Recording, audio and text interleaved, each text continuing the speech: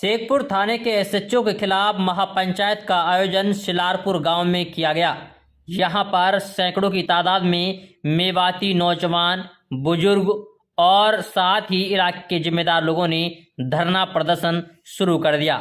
सबसे पहले महापंचायत की शुरुआत हुई। महापंचायत करीब 7 से 8 घंटे तक प्रशासन और महापंचायत के बीच में बातें हुई, लेकिन कोई समाधान नहीं निकला।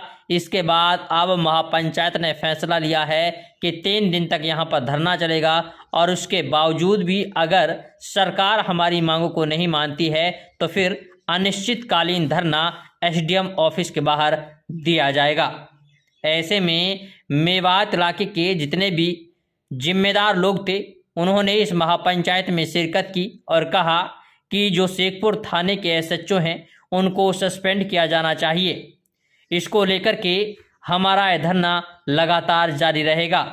वहीं आपकी जानकारी बता दें कि पिपलाना गांव के रहने वाले मेवाती ताऊ रुद्दार को बिना किसी वजह के बुरी तरीके से मारने पीटने का आरोप शेखपुर थाने के एसएचओ के ऊपर लगा, जिसके बाद सबसे पहले शेखपुर थाने का इलाके के लोगों ने घेराव किया और साथ ही उनके खिलाफ मुकदमा भी दर्ज करवाया।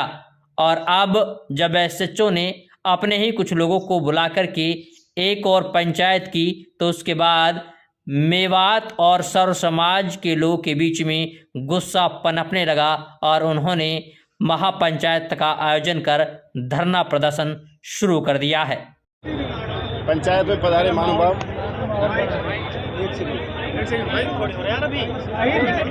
आपके 3 दिन पूर्व हुए घटनाक्रम का ज्ञापन हमने प्राप्त कर लिया था। शांत रहोगे तो आवाज आ जाएगी, शांत रहोगे तो आवाज आ जाएगी। आपने शांति और संयम बहुत इंपॉर्टेंट चीज है, वही नहीं बरत रहे हो आप लोग। अरे बहादुर जी माइक ले लो ना, पता ही नहीं चला क्या बोल रहे हो, पता ही नहीं चला। माइक ले लो। नहीं, जरूरी थोड़ी है माइक से बोलूं, मेरी आवाज जाएगी वहां तक। नहीं, गलत नहीं, गलत नहीं, बिल्कुल आवाज जाएगी मेरी। आप शांति से सुनोगे तो आवाज जाएगी, बिल्कुल जाएगी। अगर सारे लोग अपनी जबान को 1 सेकंड के लिए बंद कर लीजिए, सिर्फ शांति से, बिल्कुल। दो बातें इंपॉर्टेंट हैं। पहली बात तो ये है कि आपके रुजदार उर्फ कालू, उनके साथ घटना घटी, उसका मुकदमा दर्ज कर लिया, उसका मेडिकल मुआयना करा दिया, उसकी जांच सीओ साहब किशनगढ़वास कर रहे हैं। आपकी दूसरी बात उसमें यह है कि साहब हमारे साथ थानेदार जी ने जाति की, जो एसएचओ शेखपुर हैं, उसकी जांच मैं कर रहा हूं। मैं कोर्ट के काम से बाहर था, मैं आया, मैं जांच कर रहा हूं। इससे पहले वो खुद भी बाहर थे। सारी स्थितियों का, सारी परिस्थितियों का, सारे साक्ष्यों का संकलन करने के बाद ही निर्णय लिया जाता है। अब वो निर्णय मैं यथाशीघ्र 2-1 दिन के अंदर मैं ले लूँगा और उसके बाद जो भी निर्णय है उसके हिसाब से अपन भेज देंगे और कार्रवाइयाँ हो जाएंगी जो होनी है। रही बात अनुसंधान की, तो अनुसंधान वो कर रहे हैं। अनुसंधान में जो चीज़ें आएंगी, जिसके खिलाफ आएंगी, उनके खिलाफ कार्रवाइयाँ हो जाएंगी। सारा काम, सारी बातें संविधान के और कानून के दायरे में होती है। इस चीज़ों से कोई बड़ी नहीं है, तो उन्हीं दायरों में चल रही हैं ये। ऐसा नहीं है कि अपन कोई चीज़ चाहे 2 मिनट के अंदर हो जाए, 2 दिन के अंदर हो जाए, ये ऐसा नहीं है। डॉक्टर की रिपोर्ट्स भी होती हैं, उसका मेडिकल करवाया, फिर अगला मेडिकल करवाया बड़ी चोट का, सारी रिपोर्टें प्राप्त हुई हैं, कुछ मैंने आज प्राप्त की हैं। इसके आधार पर निर्णय लेके और हम बहुत जल्दी ही इस मैटर का पटाक्षेप कर देंगे। आप लोगों को संयम बरतना चाहिए, हर चीज़ का, हर बात का। ऐसा नहीं है कि अब 3 दिन पहले आपकी सारी बातें हो गई थी, फिर वापस आज ये बातें आई, तो इसकी आवश्यकता थी नहीं। हम बहुत जल्दी निर्णय करने वाले थे, उस दिन हमारा पूरा खराब हो गया, आज का भी पूरा दिन खराब हो गया। अब ये चीज़ें आप समझो, ये सब चीज़ें नहीं होती तो बहुत कुछ हो जाती। किसी का घर नहीं, यहाँ किसी की बाप होती नहीं। मैं यहाँ रहने वाला नहीं, मेरा यहाँ ट्रांसफ़र हो रहा है, न जाने कितनी जगह से होता यहाँ आया हूँ, वो भी ऐसे ही आया है। ये सब चीज़ चली रहती है, ये कोई विशेष बात नहीं है। बाकी एसडीएम साहब हैं हमारे अधिकारी प्रशासनिक, आप बता दो। आप ही बताओ क्या कहना है बताओ। आप कोई ज्ञापन देना चाहते हो तो साहब नहीं, यहाँ ज्ञापन नहीं दे रहे। मैं 2 सवाल पूछ लीजिए, इजाजत हो जाए। देखो, एक तो हमारे संयम में कोई कमी नहीं है। सुन लीजिए डीएसपी साहब, ये कोई बात नहीं, हमारा संयम ही है। हम सुबह से बैठे हैं और 5 दिन से जो जुल्म जाती हुई है और थानेदार वहाँ बैठा है, इससे ज्यादा हमारा क्या संयम है भाई। दूसरी बात, कब तक होंगी अब जांचें? कम से कम मिनिमम इतना होता है कि जिसके खिलाफ मुकदमा दर्ज हो जाता है वो कम से कम उस थाने से तो हटा दिया जाए।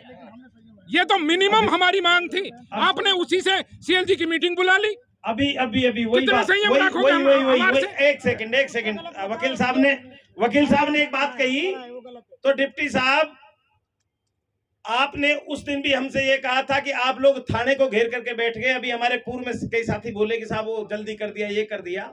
हम लोगों ने आपकी बात को माना, एडिशनल साहब की बात को माना, एसडीएम साहब की बात को माना, और आपने कहा कि मुझे हर हाल में, आप हमको बता भी रहे थे कि एसपी साहब का मैसेज है, कल शाम तक मुझको ये रिपोर्ट तैयार करके देनी है। उसके बाद में ये कितनी 24 तारीख की बात है, मतलब 25 तारीख को आपको ये रिपोर्ट देकर तैयार करनी चाहिए थी।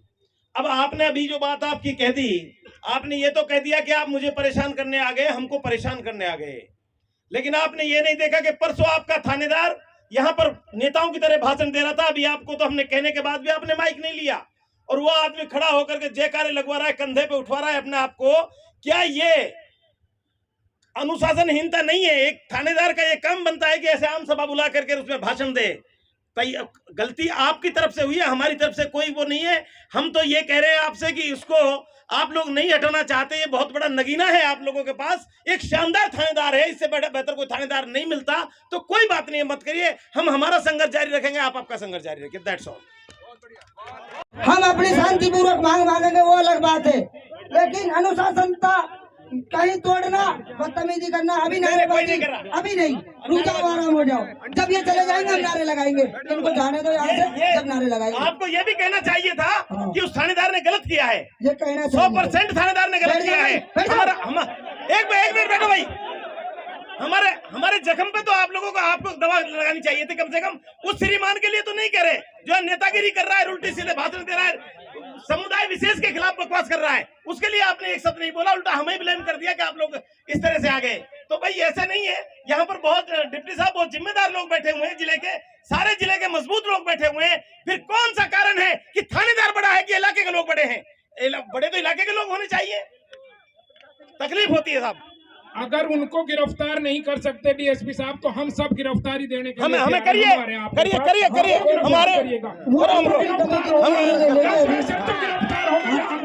गिरफ्तारी गिरफ्तार करो। बैठ जाओ।